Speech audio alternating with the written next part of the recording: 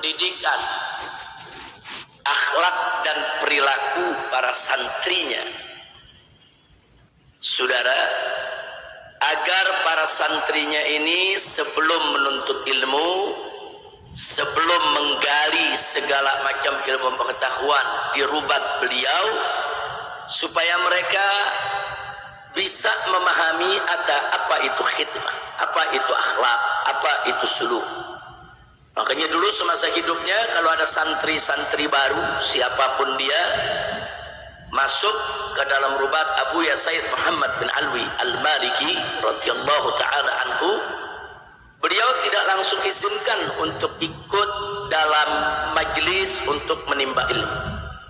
Beliau tidak langsung mengizinkan santri-santri baru tersebut untuk langsung ikut mendengarkan pengajian-pengajian yang berisikan ilmu. Tidak. Santri-santri baru begitu datang langsung diberikan tugas melayani tamu, melayani senior, menyiapkan segala keperluan untuk taklim apa saja, termasuk menuangkan teh dan seterusnya. Dan itu bisa berlangsung selama berbulan-bulan.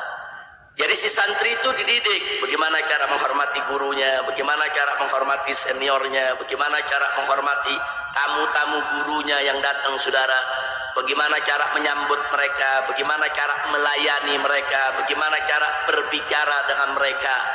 Jadi seperangkat ajaran moral, budi pekerti, akhlak dalam khidmatul ilm itu yang diutamakan oleh Abu Ya Sayyid Muhammad bin Alwi Al-Maliki.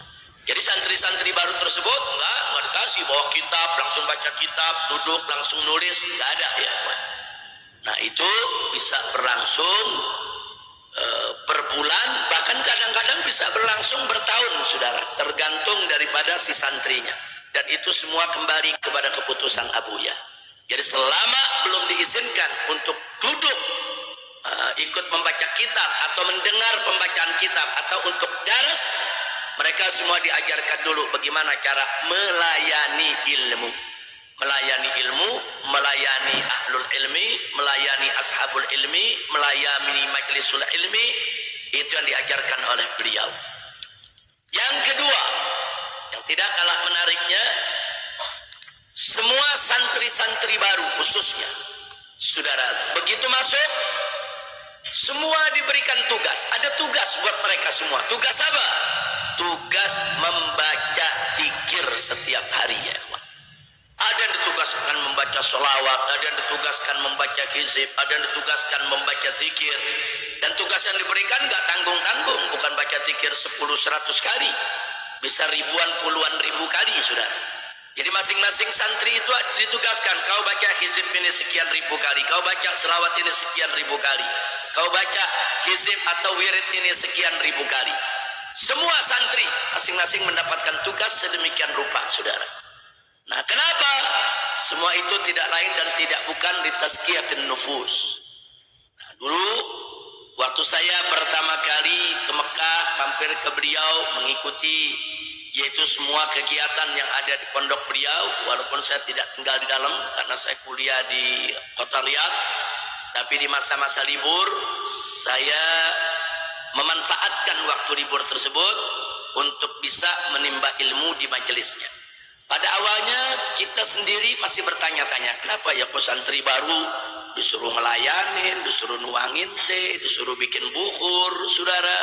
Kadang-kadang bisik-bisik kita tanya, udah berapa lama? Udah ada yang setahun, udah ada yang 2 tahun, masih belum megang kitab juga, saudara. Nah dulu kita bertanya-tanya, kenapa begini, kenapa begitu? Termasuk zikir, saudara. Kenapa sih orang datang kan mau belajar bagaimana caranya toharo, bagaimana caranya sholat. Orang mau belajar, pengen baca kitab tafsir, pengen tahu ilmu hadis, saudara. Tapi kok ditugaskan baca zikir ini sekian ribu kali, zikir itu sekian ribu kali.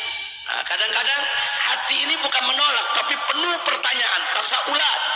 Kenapa begini, kenapa begitu? Tapi di kemudian hari, di belakang hari, saudara, semua para santrinya akhirnya memahami, ya, Abuya ingin membersihkan hati kita dulu dari segala kerikil, supaya nanti begitu masuk di dalam menuntut ilmu, nggak ada lagi penyakit-penyakit hati yang akan mengganggu di dalam menuntut ilmu tersebut, saudara.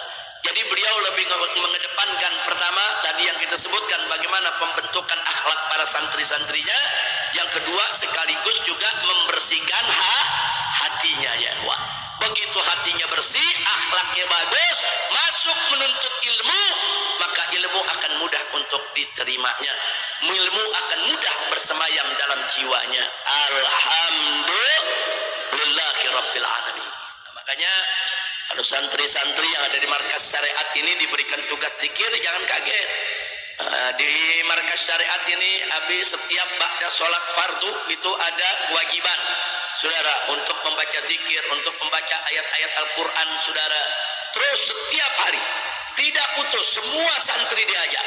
Bahkan ada beberapa santri yang sekarang bergilir saudara, nah, untuk mengamalkan amalan-amalan tertentu. Ini semua tidak lain dan tidak bukan untuk membersihkan hati kita, membersihkan akal pikiran kita, membersihkan jiwa dan sanubari kita dari segala penyakit hati yang sekiranya kalau dibiarkan akan bisa mengganggu kita dalam menuntut